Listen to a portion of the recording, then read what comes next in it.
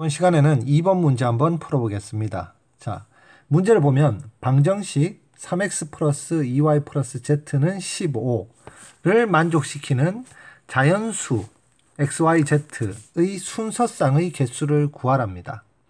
자, 우선 이런 생각을 해야 돼요. 방정식을 만족시키는 xyz의 순서쌍의 개수를 구하는데 이걸 도대체 이게 무슨 의미일까? 라고 생각하면 우리가 모든 경우의 수 문제는 합의 법칙이나 또는 곱의 법칙을 생각을 해서 합의 법칙이나 곱의 법칙을 생각을 해서 문제를 풀어야 됩니다. 자, 그런데 이 지금 방정식의 자연수인 해의 순서쌍의 개수 문제는 바로 합의 법칙 문제 중에서 대표적인 문제예요. 그러면 합의 법칙이란 건 무엇이냐 하면 동시에 일어날 수 없는 상황에 대해서 따로따로 경우의 수를 구해서 그 경우의 수들을 더해주는 게 바로 합의 법칙입니다. 동시에 일어날 수 없는 상황.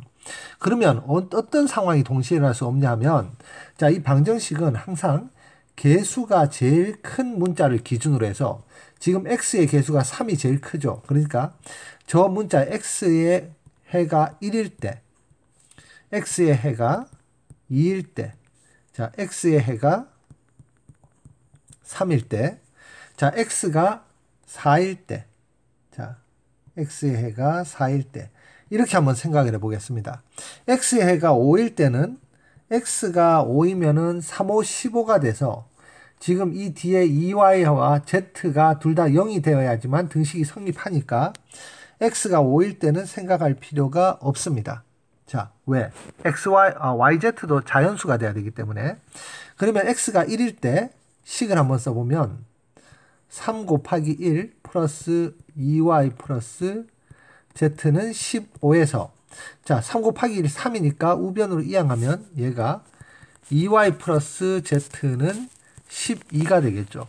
자, 이 경우에 또 y가 1일 때 이번에는 뭐 이렇게 나눌 필요 없이 y가 1일 때 z가 얼마가 돼야 되냐면 10이 돼야 되고 y가 2일 때 4니까 z가 8이 돼야 되고 y가 3일 때 2y는 6이니까 z가 6이 돼야 되고 y가 4일 때 2y는 8이니까 z가 4가 돼야 되고 y가 5일 때 2y는 10이니까 z가 2가 돼야 되고 y가 6일 때 2y는 12인데 12니까 z가 0이 돼야 되죠. 자, z가 0이 되면 안 되니까 y가 6일 때는 해당 사항이 없습니다. 이렇게 해서 x가 1일 때는 자, 순서쌍을 한번 써보면 자, 1x 순서쌍의 값 그리고 y가 1, z가 10 이렇게 하나 쓸 수 있고 그리고 1,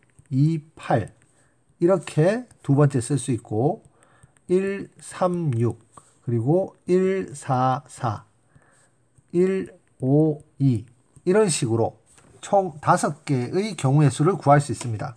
자, 이런 방법으로 이제 구하면 x가 1일 때는 5가지고 x가 2일 때 또 구할 수 있죠. x가 3일 때 구하고 x가 4일 때 구해서 이 경우의 수들을 다 더해주는 즉 합의 법칙을 적용하면 된다. 자, 이렇게 풀어주면 됩니다. 자, 그럼 x가 2일 때는 3 곱하기 2 플러스 2y 플러스 z는 15가 돼서 얘가 6이 되니까 우변으로 이항하면 2y 플러스 z는 9가 되고 그러면 y가 1일 때 z는 7 y가 2일 때 z는 5 y가 3일 때 z3 y가 4일 때 z1 이렇게 4가지 경우가 나옵니다. 순서쌍은 여기 일일이 쓰진 않겠습니다. 자, 4가지 경우가 나오고 자, 그 다음에